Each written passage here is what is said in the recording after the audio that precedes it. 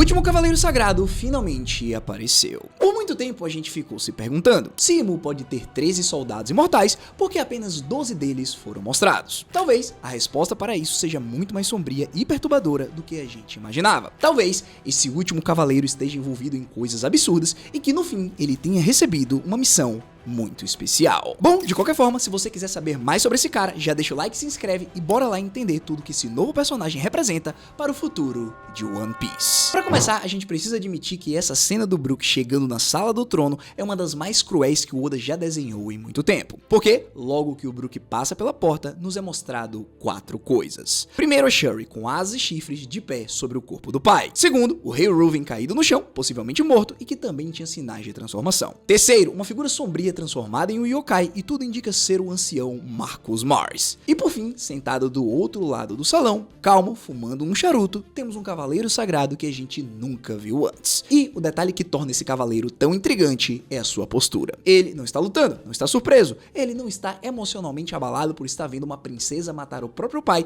e nem se divertindo com tudo isso. O que, eu imagino que vocês saibam, seria a reação normal para um dragão celestial. Porém, pela maneira que ele está sendo apresentado, tudo indica que ele está bem calmo, com a tranquilidade de quem sabia exatamente como aquela noite iria terminar. Ele tem a postura de um supervisor esperando uma missão se completar. E aqui tá o primeiro ponto que a gente precisa comentar, porque o Brook naquela cena viu apenas parte do que aconteceu. Ele chegou no fim, abriu a porta e encontrou o resultado. Porém, esse cavaleiro sagrado viu tudo. Ele estava lá desde antes. Ele provavelmente testemunhou o processo inteiro do Domi Reverse sendo aplicado, a transformação da Shuri e a morte do Ruven. Esse homem e o ancião Mars são possivelmente as únicas testemunhas vivas e conscientes de tudo que realmente aconteceu naquele salão. Também temos uma camada a mais, porque se o Mars estava presente, isso significa que a queda de Hesperia não foi uma operação qualquer. Foi uma operação supervisionada por um dos 5 seres mais poderosos do governo mundial. E se um ancião estava lá pessoalmente, então o cavaleiro sagrado ao lado dele não é um soldado qualquer. Ele é alguém com autoridade suficiente para estar presente em uma operação desse nível. E agora a gente chega no detalhe que pode ser a chave para tudo. E esse detalhe está literalmente saindo da boca desse cavaleiro. Pessoal, como vocês podem ver, ele está fumando um charuto. Agora pensa no que destruiu o reino de Hesperia. Uma névoa tóxica que se espalhou por meio ano, que apodreceu os instrumentos musicais, que envenenou os pulmões de milhares de pessoas e que matou centenas, incluindo possivelmente a rainha Candel. Diante disso, a comunidade levantou uma conexão que é simplesmente brilhante. Porque e se a fumaça do cigarro desse cavaleiro e a névoa que destruiu Hesperia forem a mesma coisa? E se esse homem tivesse a fruta da fumaça, a mesma que o Smoker, só que possivelmente com um controle em uma escala maior? E se foi ele quem cobriu o reino inteiro com aquela névoa mortal? Isso transformaria a tragédia de Hesperia de fenômeno misterioso em assassinato em massa premeditado. Embora, na minha opinião, o verdadeiro culpado por ter causado esse caos no reino tenha sido o ancião Mars. Afinal, com a sua forma de Itsumade, ele conseguiria sobrevoar Hesperia sem ser visto e utilizar qualquer arma química que o Saturn tivesse criado. De qualquer forma, isso indica que a névoa não teria sido um acidente, nem uma punição abstrata do governo. Teria sido algo bem orquestrado com um objetivo concreto por trás. E esse objetivo seria algo muito importante. Mas calma, porque antes precisamos fazer as conexões. Primeiro, o nome da família de nobres que adotou a Shuri é Manmayer, e agora a princesa é chamada de Manmayer Gunko. Dito isso, existe uma chance de que esse cavaleiro sagrado fumante pertence justamente à família Manmayer,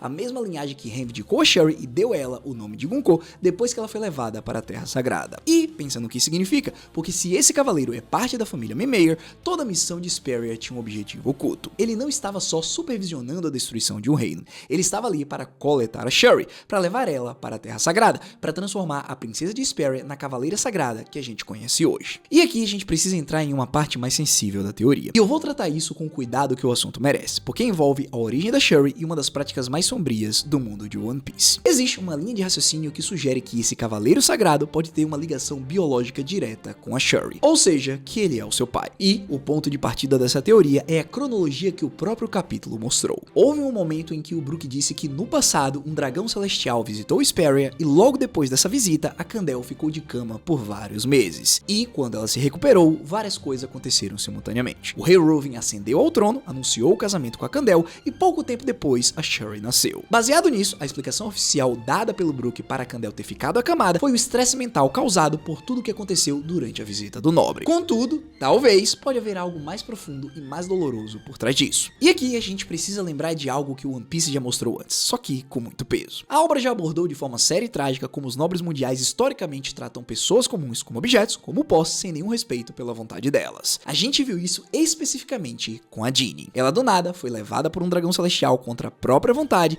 e a história dela terminou em tragédia, com ela retornando 2 anos depois já doente e com uma filha. A obra tratou isso como um dos crimes mais hediondos do governo mundial, e a teoria sobre Shuri segue exatamente essa mesma linha sombria. A Shuri pode ter nascido de uma circunstância parecida, ligada à visita daquele nobre mundial. Se esse for o caso, a Shuri seria filha biológica de um membro da nobreza mundial, e o Ruffin teria casado com a Candel e criado a Shuri como filha dele de coração para proteger as duas, mesmo sabendo da verdade. Basicamente, o Ruffin seria o pai que escolheu amar a Shuri, independente do seu sangue. E aqui onde a cena ganha uma crueldade quase que insuportável, porque se essa teoria estiver certa, quando o Dome Reverse força Shuri a matar o Ruffin, ela não está matando só o seu rei. Ela está sendo forçada a matar o único homem que a amou e a criou como filha de verdade, na frente do homem que pode ser o pai biológico dela e que nunca viu como nada além de uma peça. É o tipo de tragédia em camadas que o Oda constrói para mostrar o quão profundo é o mal do sistema que Imu comanda. E o paralelo com a Jinny e a Bonnie aqui não é coincidência narrativa, é tema. O Oda vem construindo de maneira bem cautelosa ao longo da saga final um retrato consistente de como o governo mundial destrói famílias comuns para alimentar a própria estrutura de poder. A Bonnie nasceu dessa tragédia ligada aos nobres, e se a Shuri nasceu de algo parecido, então as duas seriam espelhos uma da outra, duas crianças marcadas pelo mesmo tipo de crime. Fora que também existe a chance de que o nobre que sequestrou a Jinny tenha sido o mesmo que desejou a Candel. Caso o Oda decida seguir por essa linha, talvez a gente tenha o personagem mais odiado de todo o One Piece. E se a Shuri um dia for libertada, o encontro entre ela e a Bonnie teria um peso emocional enorme,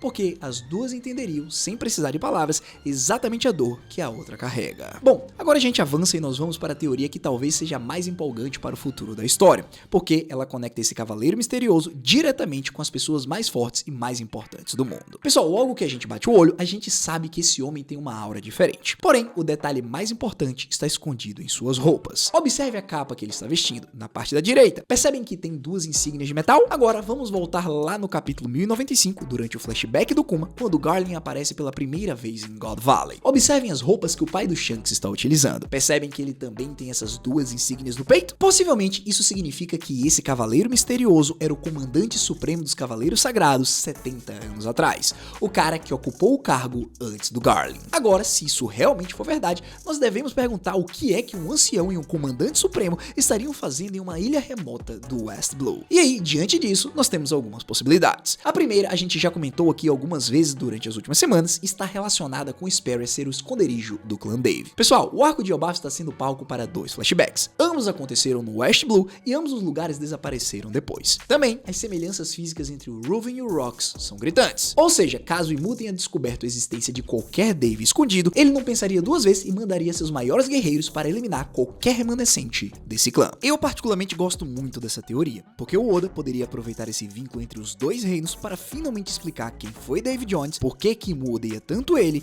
e qual o papel dos seus descendentes. A segunda possibilidade, novamente, tem a ver com a Shuri ser filha desse homem. Se for isso, eu consigo ver claramente o Comandante Supremo utilizando tudo que ele tem à sua disposição para reaver a sua filha. Por fim, como última possibilidade, talvez Sperry tivesse algum tipo de tecnologia ou conhecimento específico que o governo precisava. E para isso, eles destruiriam todos, assim como fizeram com Ohara. Agora, vamos seguir, porque tem outra teoria que vale a pena explorar, porque ela criaria um dos confrontos mais simbólicos da saga final. A possibilidade de que esse Cavaleiro Sagrado seja o pai do Shiryu, o ex-carcereiro-chefe de Impel Down, que hoje é um dos capitães titânicos do Barba Negra. E os pontos visuais batem de um jeito interessante. A estrutura física pesada, a aparência intimidadora, a postura fria e cruel, tudo isso lembra o Shiryu. Fora que o chapéu que esse cavaleiro tá utilizando pode ser muito bem o mesmo que o Shiryu utiliza hoje em dia. Pessoal, a real é que o Shiryu é um personagem que a gente sabe muito pouco sobre a origem, e eu imagino que o Oda não vai revelar muita coisa porque não faz sentido. O que a gente sabe é que ele nasceu na Grand Line, virou carcereiro, subiu a chefe dos carcereiros de Impel Down e foi preso pela própria crueldade excessiva. Se ele for filho de um cavaleiro sagrado com uma mulher comum,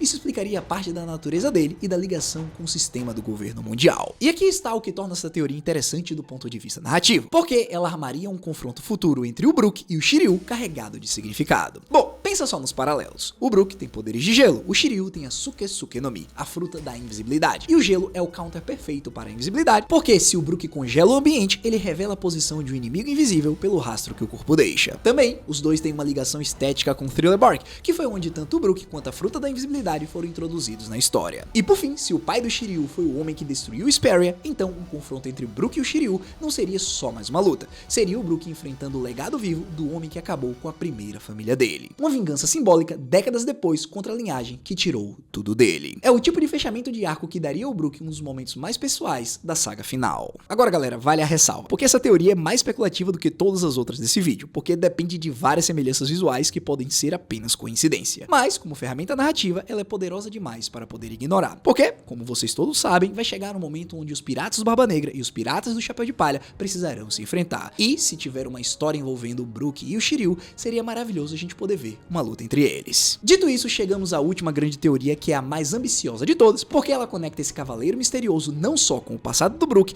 mas com a corrida final pelo One Piece. Ou seja, existe a possibilidade de que esse cavaleiro seja o homem marcado pelas chamas, aquela figura misteriosa que o Barba Negra mencionou que carrega o último Road Poneglyph. Pessoal, o próprio Shiryu já sugeriu que o homem marcado pelas chamas pode ser alguém ligado ao governo mundial, o que se encaixaria perfeitamente em um cavaleiro sagrado. Fora que, se isso for verdade, uma pergunta surge: e se o reino de Esperia guardava um Road Poneglyph? Pensa só nos indícios. Primeiro, que ninguém sabe até agora onde que a Big Mom conseguiu o Road Poneglyph dela. Depois, Esperia recebeu um flashback gigante na saga final, no meio de um arco que já tinha tido outro flashback muito importante. Isso faz parecer que o reino tem muito mais relevância do que apenas servir ao passado do Brook. Também nós temos a presença de um ancião e de um cavaleiro sagrado de alto nível, indicando que tinha algo extremamente valioso por ali. Com base nisso, não seria estranho que o governo mundial tenha destruído Esperia para tomar ou esconder um dos Road Poneglyphs que apontam para Laugh Tale. E se esse cavaleiro misterioso foi quem ficou com o Road Poneglyph de Esperia, então ele deixa de ser só um vilão do passado do Brook e vira uma das peças centrais na corrida pelo One Piece. Diante dessa possibilidade, vamos imaginar que isso realmente aconteceu de verdade. Porém, em algum momento, a Big Mom o encontrou e o roubou para ela. Afinal, como sabemos, os cavaleiros sagrados não são fortes o suficientes para enfrentar personagens que têm nível Yonkou. Diante disso, depois de ter sido roubado, esse cavaleiro não teve escolha senão ir até a Ilha dos Homens Peixes e roubar o Road Poneglyph que estava lá. Pessoal, se isso se confirmar, também teremos a resposta do porquê que o último cavaleiro nunca apareceu. Porque assim, é dito que apenas 13 pessoas podem firmar os pactos profundos com Imu, e até agora apenas vimos 5 anciões e 7 cavaleiros. Ou seja, a 13ª pessoa poderia ser esse homem misterioso que recebeu a ordem de sempre se mover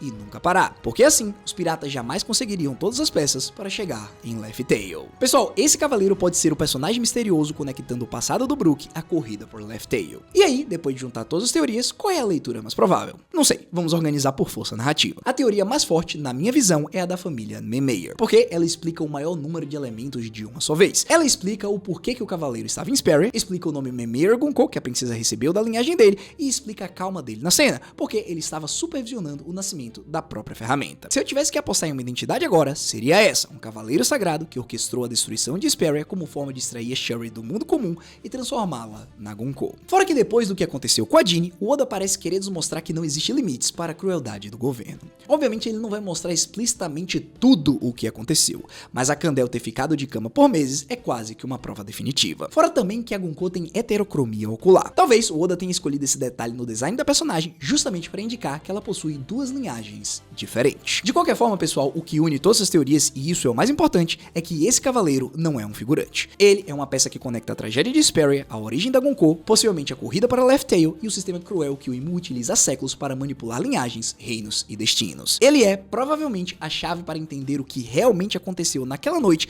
em que o Brook perdeu tudo. E aí, galera, no fim das contas, a genialidade do Oda é colocar um homem fumando calmamente no canto de uma cena e fazer a gente passar dias teorizando sobre quem ele é. E, quando essa revelação vier, ela provavelmente vai redefinir o passado do Brook. Agora é com vocês. Me conta nos comentários, qual teoria você acha mais forte da que a gente falou aqui? Você aposta que ele é da família Mimir e veio buscar a Shuri? E mais importante, você acha que o Brook vai ter a oportunidade de se vingar por tudo que aconteceu? Comenta aí embaixo. No fim, se chegou até aqui, deixa o like, se inscreve, e se você quiser entender quem pode ser o próximo companheiro do Chapéu de Palha, clica nesse vídeo que tá aparecendo na sua tela.